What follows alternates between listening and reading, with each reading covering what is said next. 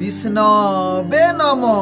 ନମସ୍କାର, ମୁଁ ଜ୍ୟୋତିର୍ବିଦ ଯଜାତି କେଶରୀ ଦାସ। ମୁଁ ନେଇ ଆସିଛି ଏହି ମାଘ ସପ୍ତମୀର ମହତ୍ତ୍ୱ ବିଷୟରେ ଏହି ଭିଡିଓରେ ଚାଲନ୍ତୁ ଜାଣିବା। ଆଜି ଏହି ମାଘ ସପ୍ତମୀରେ ଆପଣମାନେ ଯଦି ପ୍ରାପ୍ତ ସ୍ନାନ କରୁଛନ୍ତି, ତେବେ ପ୍ରାପ୍ତ ସ୍ନାନ କରିଲେ ଆପଣଙ୍କୁ ଆଜିର ଦିନରେ କୋଟିଏ ସୂର୍ଯ୍ୟ ଗ୍ରହଣ କାଳୀନ ସ୍ନାନର ପୁଣ୍ୟ ଫଳ ମିଳିଥାଏ। ତତ୍ସହିତ ଆଜି ଯଦି ଆପଣ ପ୍ରାପ୍ତ ସ୍ନାନ କରିବାରେ ସମସ୍ତ ପ୍ରକାର ନକାରାତ୍ମକ ଶକ୍ତି ଦୂରୀଭୂତ ହେବା ସହିତ ପାପ ମଧ୍ୟ ଧୋଇଯାଏ।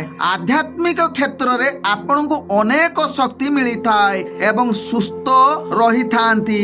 ନିଜର ଇଚ୍ଛା ଅନୁସାରେ ସୌଭାଗ୍ୟ ସନ୍ତାନ ପ୍ରାପ୍ତ କରିବାର ଇଚ୍ଛା ପୂରଣ ହୋଇଥାଏ ଏବଂ ମୃତ୍ୟୁ ପରେ ଯାହାକି ମୁଖ୍ୟ ପ୍ରାପ୍ତ ହେବାର ସୁଯୋଗ ମିଳିଥାଏ ଏବଂ ଅନେକ ଯଜ୍ଞ ସହିତ ପୁଣ୍ୟଦାନର ପୁଣ୍ୟ ଫଳ ମିଳିଥାଏ, ଯାହାକି ଭଗବାନ ବିଷ୍ଣୁଙ୍କର ପ୍ରିୟ ଭକ୍ତ ରୂପେ ପରିଚିତ ହୋଇଥାନ୍ତି। ତେଣୁ ଆପଣମାନେ ନିଶ୍ଚିତ ଏହି ମାଘ ସପ୍ତମୀରେ ସ୍ନାନ କରନ୍ତୁ।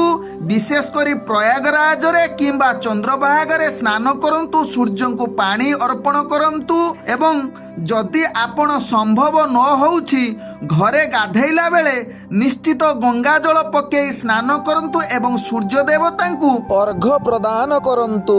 ଏହି ମାଘ ସପ୍ତମୀରେ ଆପଣମାନେ ସ୍ନାନ ସମୟରେ ଏହି ମନ୍ତ୍ରଟି କହିବେ, ଯଦା ଜନ୍ମକୃତ ପାପମୟା ଜନ୍ମସୁ ଜନ୍ମସୁ ତନେ ରୋଗଞ୍ଚ ସୁକଚ ମାର୍କରି ହନ୍ତୁ ସପ୍ତମୀ।